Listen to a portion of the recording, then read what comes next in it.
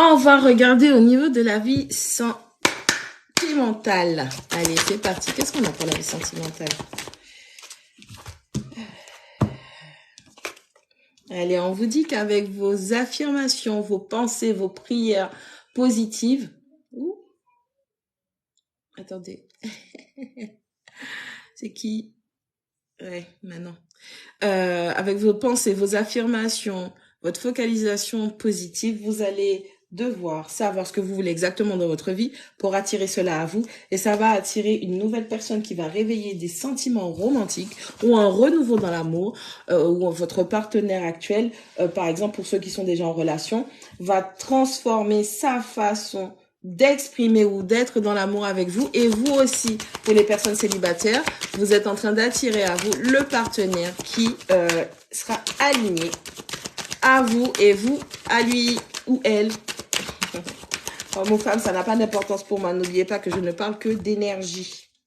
Allez, on vous dit que vous méritez l'amour et que vous êtes une personne aimable. À condition, bien évidemment, que tu sois conscient de ça. L'amour de soi, l'estime de soi, la valorisation de soi, l'équité vis-à-vis de soi. C'est bien d'aimer les autres. C'est bien de mettre les autres en avant, mais c'est aussi bien toi aussi que tu te valorises. Et si tu mets tout le temps en avant des gens qui ne te valorisent pas, sentimentalement, familialement, amicalement, professionnellement, dans la santé, dans tout ce qui contribue à la sphère de ta vie, si tu n'arrêtes pas de mettre des gens en avant, mais qu'on ne te met pas non plus en avant à l'honneur, c'est pas la peine. Tu mérites l'amour. J'espère que tu le sais.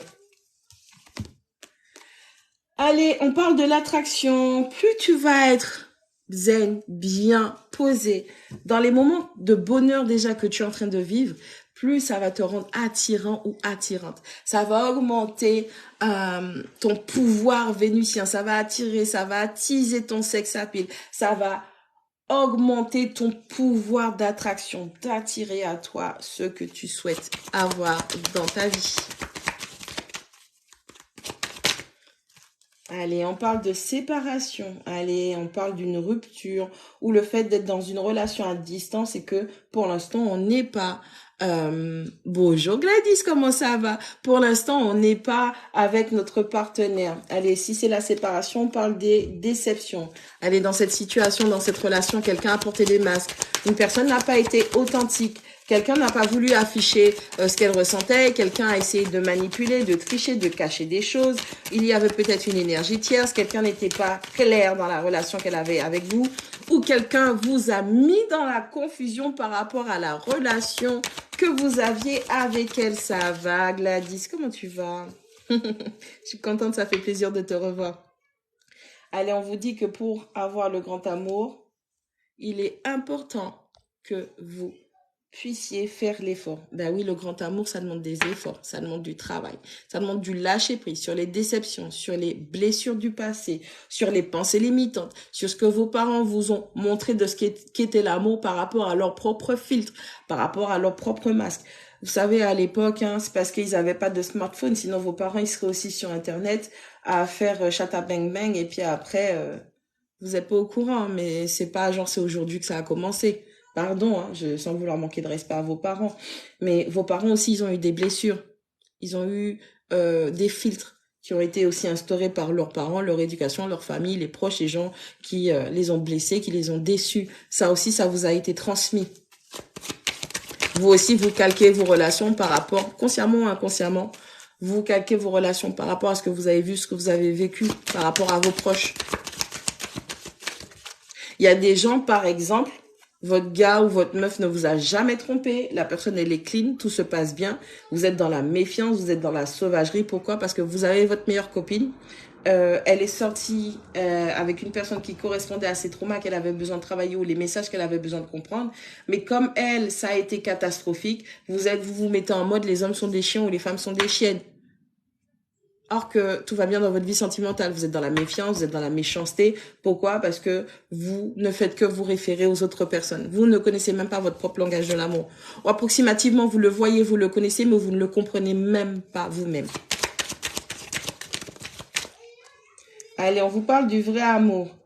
Allez, Si tu es sincère, si tu es honnête, tu n'as pas de filtre, sans faux semblant, sans de message, sans de manipulation vis-à-vis de toi-même, émotionnellement, mentalement, psychiquement, physiquement, quand tu vas utiliser toutes ces affirmations positives, toutes ces choses qui vont te permettre d'attirer à toi la bonne personne, on te dit que c'est le vrai amour qui se dirige vers toi.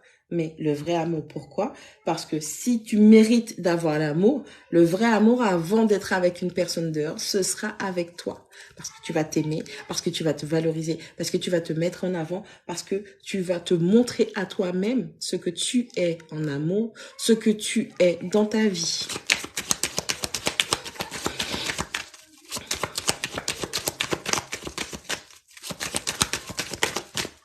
Notre dernière carte. Les sentiments romantiques. Allez, ce que vous ressentez est digne et mérite d'être exploré. On arrête de refouler ce qu'on ressent. On arrête de dire non.